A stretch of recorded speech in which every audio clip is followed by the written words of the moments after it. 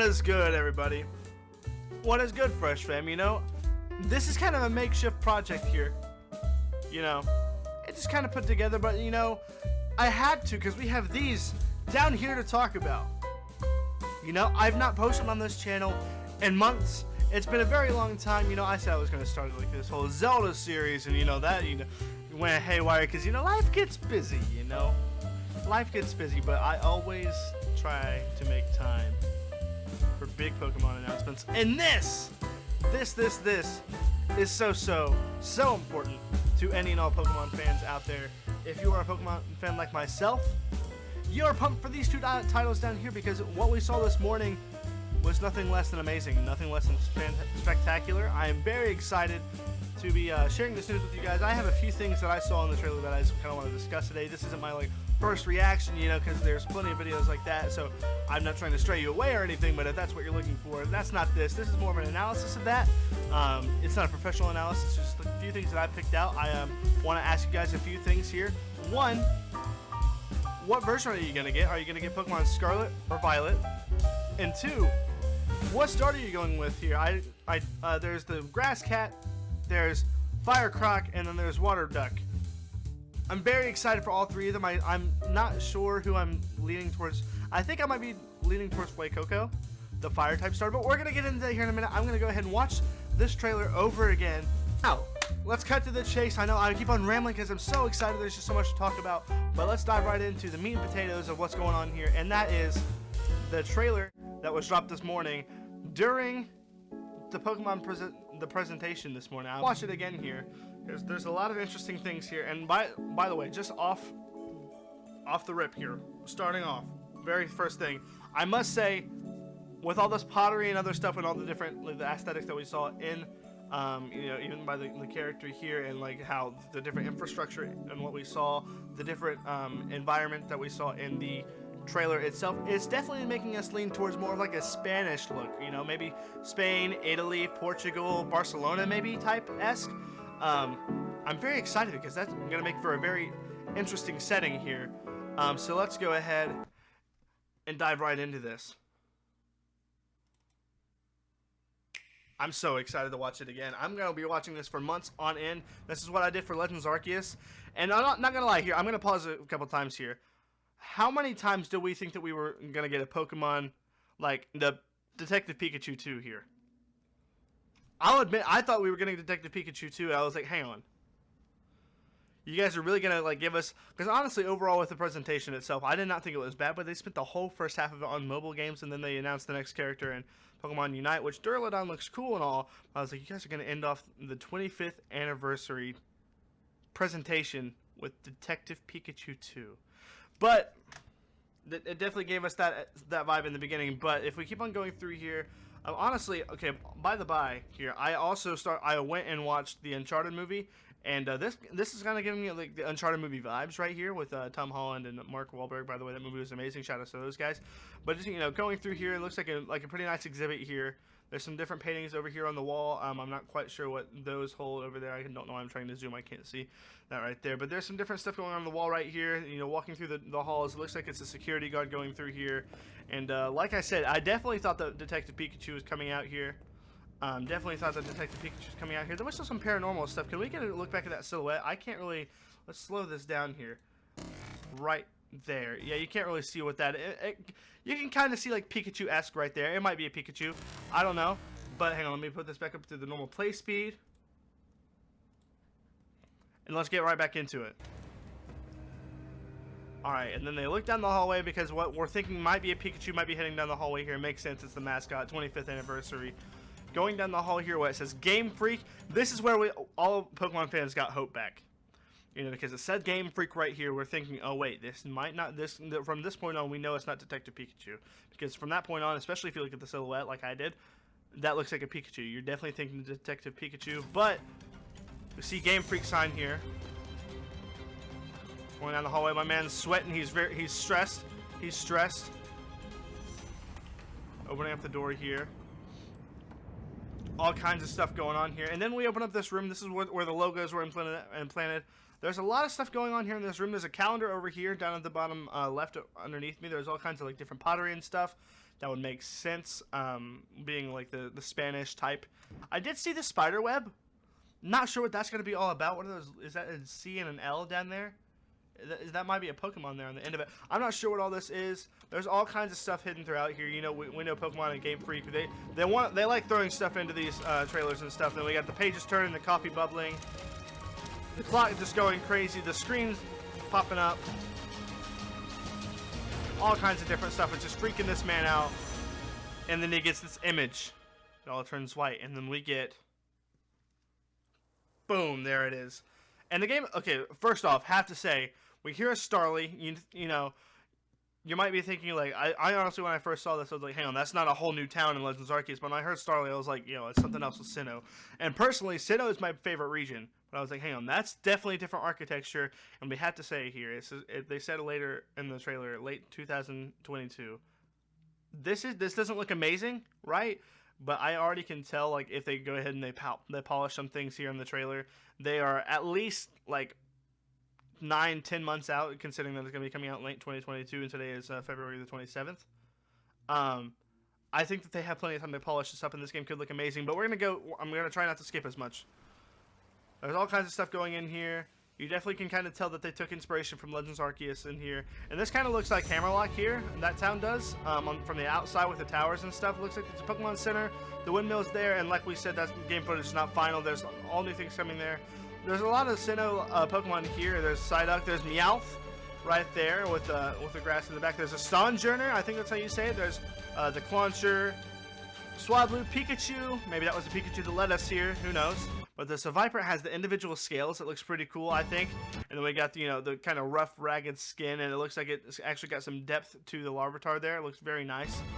And then the Magnemite here has got the shiny, glossy look to it. So those look good. That's promising. What is on top of there? I can't see what this is right here. But if you guys have any idea on what that might be, let me know, because I'm interested in that. Lucario, always looking good. Has to be in it. Definitely am getting a Hammerlock vibe from that. The Dratini Fountain is awesome. The little ring in the middle of this town, I almost got Delfino Plaza type feel from this, you know? It kind of gives me the Delfino Plaza, like, especially the race course on Mario Kart DS. I definitely felt like, oh wait, this is just kind of Delfino Plaza. But then they have all the different types within there, and from what I've read, they're all 18 types in there. So no new typings and stuff, but the fairy type is included in the 18 here. And we keep on scaling through here. This house is right away when we know that I figured out that I thought it was definitely Spain. There's the tangerine oranges. There's the ocean behind it. There's, you know, the house itself is just screaming Spain, Spain, Spain. So I think that that's definitely, I think that definitely was a giveaway right away. I hope that we're right in that, because I think that will be a very interesting place to hold a region. We got the clothes, the laundry, and the layout, and also right here, this character model. They look really cool. I really like the character model, and I also think that that's interesting within the two games. We'll talk about that later. How if you pick Scarlet, you have this outfit with like the red tie and, you know, the red orange shorts there. But if you choose Violet, you have a purple tie and purple shorts. That's also just a little thing right there. So that if you have a favorite color, that's one of those two. That might help you decide which game you want to go with. You might want to go back down in the comments and change your answer. Let's keep on going. Got the stairs here. You're going back upstairs, and that's this Violet outfit right there on the OLED Switch. Shameless plug to the OLED Switch. Not much going on here, you know. There's a little logo right there on that painting back there. Right back here, I want you guys to see right here. That looks pretty interesting right there. We're also going to be talking about other logos. This looks like an orange and a grape. That might be kind of referring. That might be like a blood orange. Might be kind of referring to the Scarlet and Violet type thing there. I just love how they throw in those little bits of things into the trailers here. And then this right here is where I start losing my mind. These look so good. I have predictions for all of these. There's a grass cat, there's a fire alligator, and then there's a water duck, which I was kind of thinking whenever I first saw it. I was like, huh, there's already duckling. Like, ducklet. Why would they go ahead and do that? But this Quaxley here is the name, I believe. It looks like a completely different thing. It looks very cool. I like all three of these. I hope that they keep the cat, you know, on all 4 feet. Please don't make this thing stand. It's very cute as it is. But let's continue on here. I was losing my mind here. Then we get a closer look at all these. They look amazing. I still think that I'm leaning towards Fuecoco, but here we get the logos in English. We get Pokemon Scarlet, Pokemon Violet. Very, very excited for these titles to come out. Very, very excited. Both of the logos look great. I don't know which version I'm going to go with yet. I'm going to have to look at the different version exclusives. If they give us that information before we get the games themselves, we might have to just base our stuff off of our color, guys. We don't know. But these logos look amazing. And then they tell us an all-new entry in the Pokemon series, releasing worldwide in late 2022.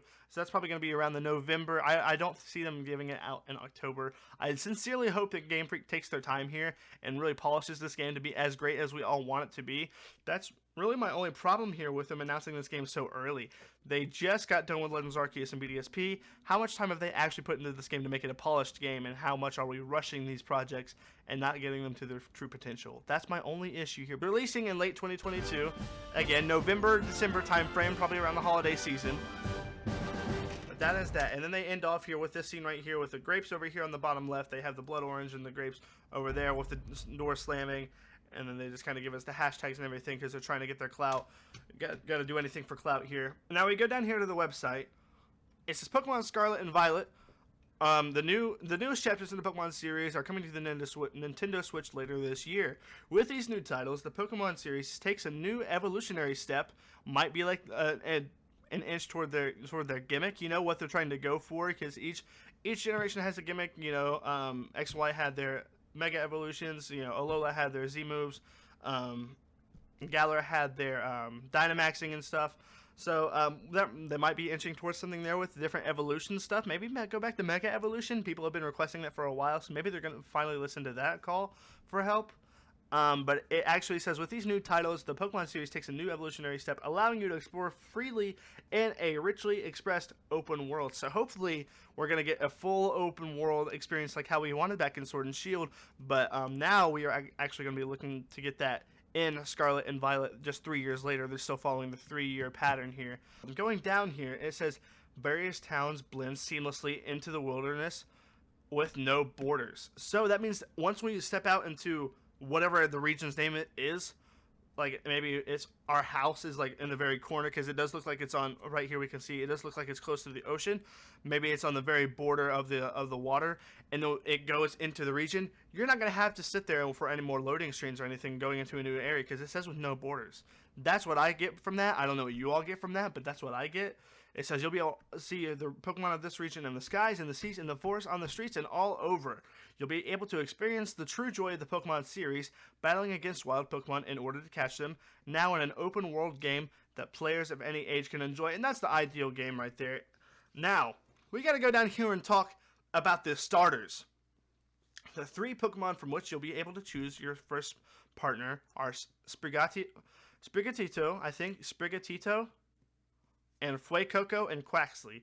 Now I see Gatito and the grass cat, you know, because I think that's kitty in Spanish, I'm pretty sure. And then we got Fuecoco, definitely some Spanish influence in there. And actually, now that I'm looking at it, that is yellow little hair coming out right there. So maybe like little, I don't know what that's going to turn into.